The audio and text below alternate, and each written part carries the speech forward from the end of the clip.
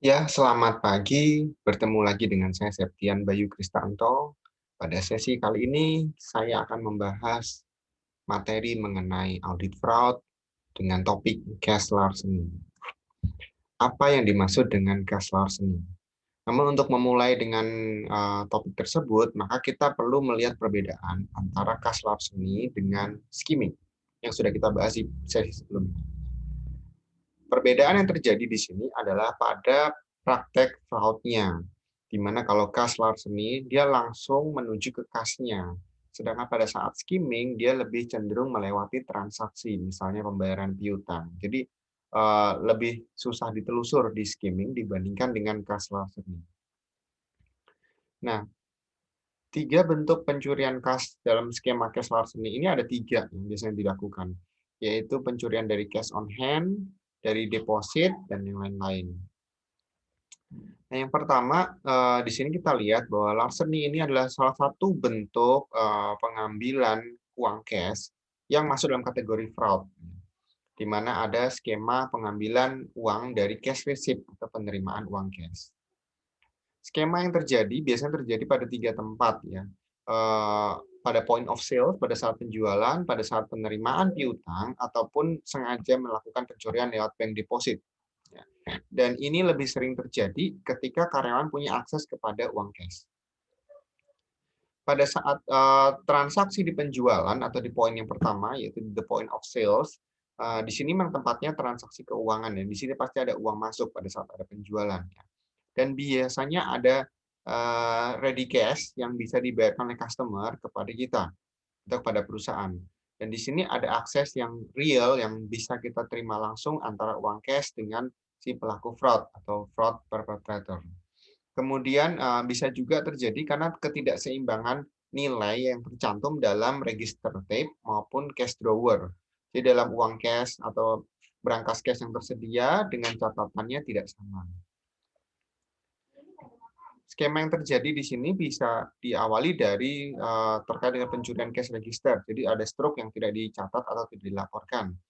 Kemudian pemotongan nilai atau pemotongan misalkan 10.000 kita hilangkan satu nilainya, satu angkanya. Hilangkan satu nolnya. Jadi selisihnya cukup jauh gitu ya. Atau stealing in small amounts ya. 500 rupiahnya dipotong, tapi kalau cukup banyak ya lama-lama bisa hilang juga uang banyaknya itu. Kemudian reversing transaction, ada ketika ada transaksi pengembalian atau reimburse ataupun refund yang tidak langsung dicatat ataupun dimasukkan ke dalam register cash. Berikutnya terkait dengan penghancuran bukti-bukti atau transaksi-transaksi yang terkait dengan penerimaan uang kas.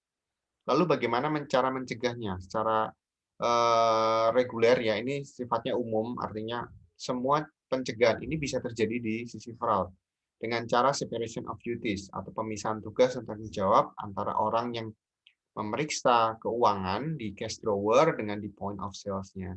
Kemudian selalu melakukan rekonsiliasi uang kas ketika terjadi transaksi atau dalam periode transaksi pemeriksaannya.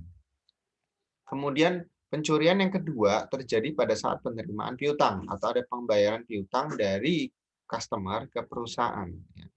Kemungkinan pembayaran tersebut bisa jadi tidak dicatat secara langsung, tetapi ditunda ataupun sengaja tidak dimasukkan dengan nilai yang utuh atau ada pencurian dalam skema yang lebih kecil atau in small amount. Ya. Kemudian ada juga metode menggunakan force balancing, jadi sengaja dibuatkan balance ya, padahal sebenarnya uangnya belum ada atau justru dia dipinjam terlebih dahulu uangnya. Kemungkinan yang ketiga bisa terjadi pada saat reversing entries atau pada saat ada pengambilan diskon atau ketika ada pengembalian yang harusnya disampaikan kepada konsumen tetapi ternyata tidak diambil sendiri oleh si karyawan di bagian penerimaan piutang, dan juga pemusnahan bukti-bukti yang terkait dengan penerimaan piutang tersebut.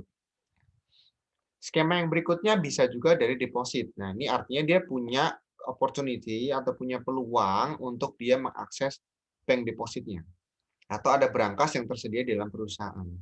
Nah, di sini harus hati-hati karena pengendaliannya tergantung dari siapa yang ada di situ atau siapa yang punya akses kepada bank depositnya atau berangkasnya.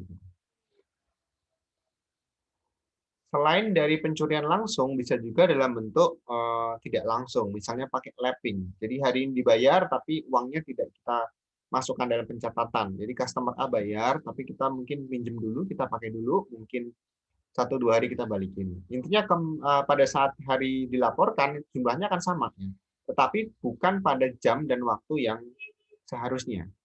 Misalnya hari ini harusnya bayar, ya hari ini detik ini juga kita catat. Tapi karena dia tidak melakukan pencatatan secara langsung, ada penundaan, itu dimasukkan dalam kategori lapping di dalam konsep fraud. Jangankan 1-2 hari ya, perbedaan waktu antara sebelum jam makan siang dengan setelah jam makan siang pun juga masuk dalam kategori lapping, sekalipun skalanya masih kecil.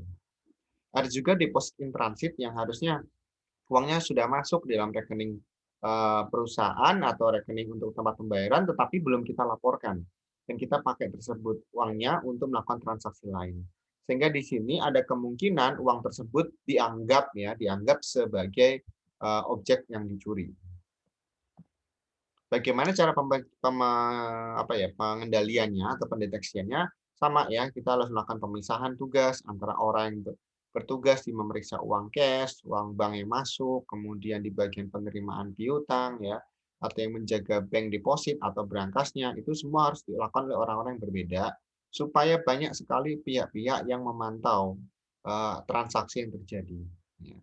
Semua penerimaan piutang, misalnya dari pendapatan jasa, pendapatan penjualan, sebaiknya tersentralisasi dalam satu departemen, sehingga lebih mudah untuk dilakukan konfirmasi ataupun rekonsiliasi. Selalu cek bukti-bukti, misalnya deposit slip, kemudian remittance, atau kemudian ledger-nya atau buku besarnya ketika hari-hari ada penerimaan pengembalian dari si konsumen kepada kita. Gunakan kopi dari bank statement untuk melakukan rekonsiliasi. Nah, biasanya boleh dilakukan setiap bulan ataupun per 2 bulan sekali. Demikian informasi yang perlu kita ketahui terkait dengan cash transfer ini. Sampai ketemu di sesi yang berikutnya.